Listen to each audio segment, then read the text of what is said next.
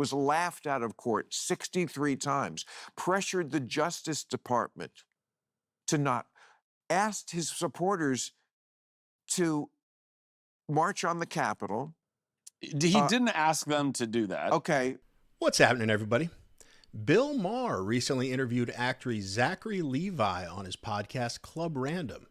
Bill Maher spends the entire clip complaining that no one on the left has done anything as terrible as Donald Trump not conceding the 2020 election. And Zachary Levi, seemingly one of the only honest actors in Hollywood, vehemently disagrees. With that, let's watch Zachary Levi crush, still as Trump deranged as ever, Bill Maher. Let's go.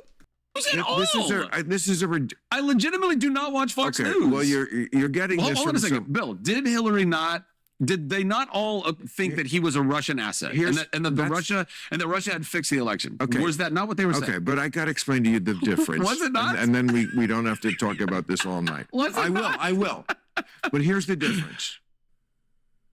2016, Trump pulls an inside straight and wins the Electoral College. Yeah. Hillary acknowledges this happened, concedes the election before the cock crows the next day. Same as this time. Kamala Harris conceded the election, said, I lost. There's no lawsuits. There's no demanding recounts. There's none of this bullshit. I trust the system, and I say the other guy won. Now, what happened after that, the Russia thing, first of all, that's completely debatable. But if you really think that there's some sort of equivalency here between after the guy who you admit won the election is in office, carping about him, saying, oh, the election was unfair because of this or that, that has gone on throughout history. But nobody has done what he did, which is he still has not conceded the 2020 election. Took it to... Hey, if you like watching videos like these, like and subscribe. I'd really appreciate it. Let's get back to the video. Court 63 times, was laughed out of court 63 times, pressured the Justice Department to not, asked his supporters to march on the Capitol. He didn't ask them to do that. Okay, but... And also he requested the National Guard, and it's been confirmed that he was denied by Pelosi. But the point is that by not conceding the election, by never saying from November, whatever day that election was, November 5th or something, to January 6th, he had 2 months to say to his supporters, yeah, we lost. We'll come back next time. You don't win them all, like every other president and candidate ever did, including when it was possibly not kosher, like Nixon in 1960, Al Gore in 2000, but they did it. They came out and said after a recount. If you don't get why that's completely different than whatever you're trying to say is an equivalency, then I can't talk more about this. I just have to accept this. Let me clarify though. But it is. I'm actually not. But I'm not trying to excuse all of that. It's I'm really not. I'm not saying that can have babies. I had to stop it here because Bill is literally doing what I just spoke about, kind of reading off a script. You could probably do a compilation of him saying this exact argument over and over and over and over. And the reason he uses this argument over and over and over is because he's kind of run out of stuff to say.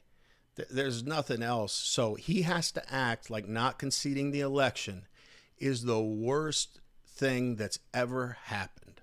I don't care what side of the aisle you're on, but if you get asked the question, was the 2020 election rigged? Anyone's answer should be, I don't know. Because that's the truth. You don't know. But I don't know why when people like Bill harp on this, he didn't concede.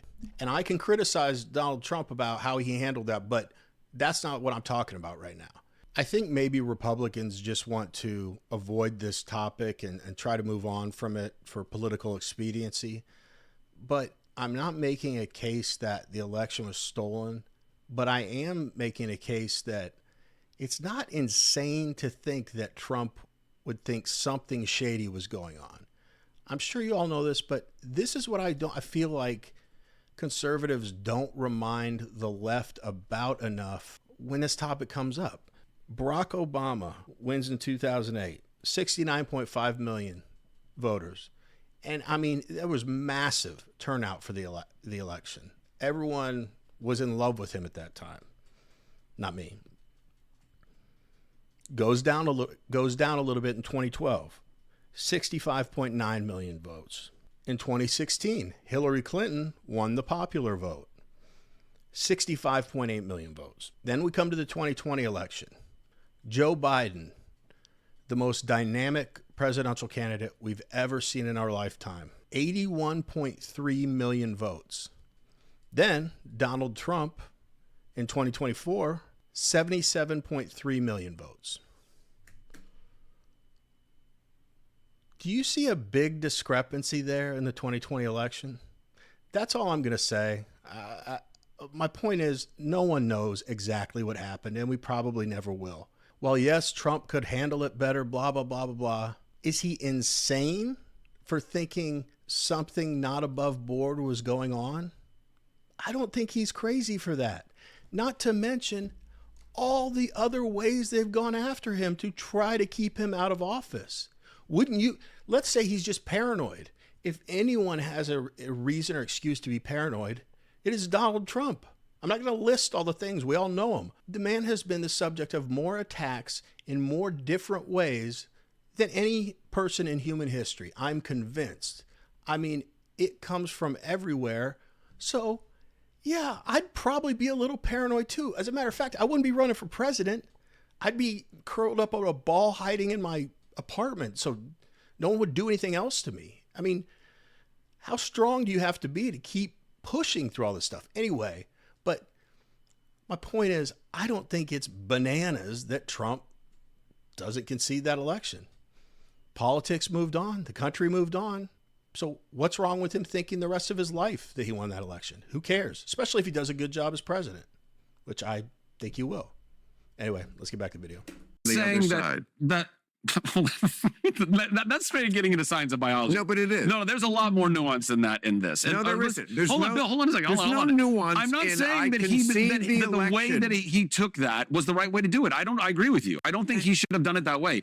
If he actually thought that the election was being stolen, he should have done something else about that, as opposed to getting lost in his ego, which he did, which he does a lot. And I don't like that about Trump. I don't like that he does have, as part of his superpower, it is this ego that has protected him and made him strong and powerful and capable of being very charming and doing all the things he's done.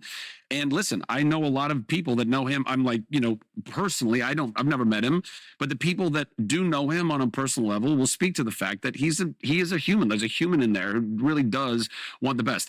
Right. Did he handle it in the best way? I agree with you. I don't think he did. I don't. Handle it in the best way is like a super charitable way of think characterizing there's a lot not conceding the election, the cornerstone of what democracy is. Let me ask you a question. So can we get off this? I mean, okay, what else do you want to talk about? Because it's just frustrating for both of us. Let's talk about something else. What do you want to talk about? Let's do that. What do you want to talk about? What are you smoking? Are you smoking sativa or indica? And I ain't mad at you. Oh, buddy, I ain't mad. We good. Don't worry about it. I ain't mad at you. I love this shit. Me too. And but again, I'm the man in the middle. I feel like I'm the perfect one in this country to bring us together because I never get mad at anybody. The right loves me because I'm able to, when the left needs to have a knife put in their gut, they all say this to me. Nobody does it like you, Bill, because I know them. And also I can do it better. I mean, they don't have any like great comedians on the right. It's okay. I beg to differ on that. Like who? Well, I don't know. I mean, I think people that appeal more to conservative audiences. Who's a great right-wing comedian? Are you saying that's doing like political stuff, or that Dennis Miller?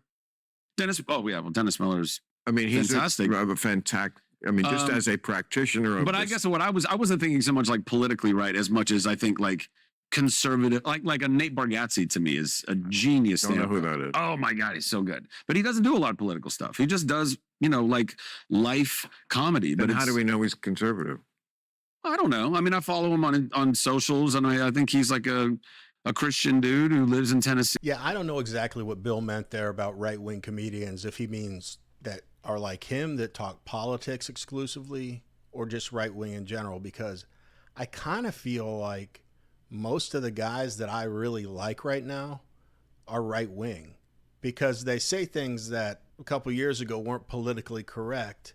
You know, all the guys that Rogan has on all the time, like Shane Gillis and Mark Norman and Ari Shaffir. I mean, because they're in Hollywood, they would never come out and say, I'm right wing. But the stuff they talk about is a lot of times like guys stuff, you know, and we know the left doesn't like masculinity. I don't know. You just get a sense, but I don't know. I could be wrong about that, but I guarantee you, in general, there are a lot of comedians that, and Hollywood stars, actresses, actors that are right wing, but of course they'd never admit it because, like Zachary Levi's experienced, you'll be blackballed in that town. I watched a video the other day with Tim Pool commenting on a Bill Maher clip when he was talking to Jane Fonda about quitting his show.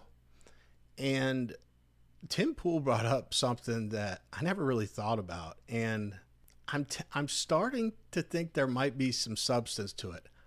I don't know if Bill Maher reads the news or pays attention to the news. I think he's just given script, cue cards, questions. Maybe at one time he did, but he's got a huge staff. I think they tell him what to talk about. Like I said, he gets to read off a script because his arguments, again, like this one was so weak. For instance, like in his meltdown about Trump not conceding the election, then he tried to add on there, and he told people to go to the Capitol and riot or whatever he said, go to the Capitol. And Zachary Levi goes, no, he didn't. And he goes, okay. So he knew that he wasn't telling the truth there.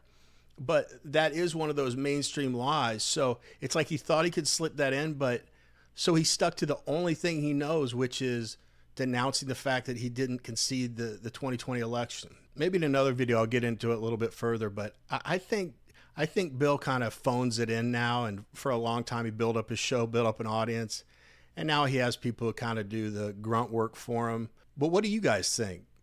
Do you think Bill's maybe kind of just lost touch in general with what the heck's going on in news and just kind of sticks to the talking points, and he's somewhat funny, so he's often able to get out of difficult conversations by making a joke? Not to mention it's his show, so anytime they put on the applause sign, everyone rips up in applause and it interrupts anytime he's in trouble. I've noticed that in arguments too.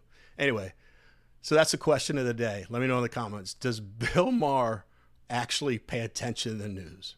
Anyway, that's it for this show. If you like watching videos of just normal people that think normally, destroying woke idiots, then click on one of the two videos that just popped up on your screen. Otherwise, as always, I really, really appreciate you watching. The end.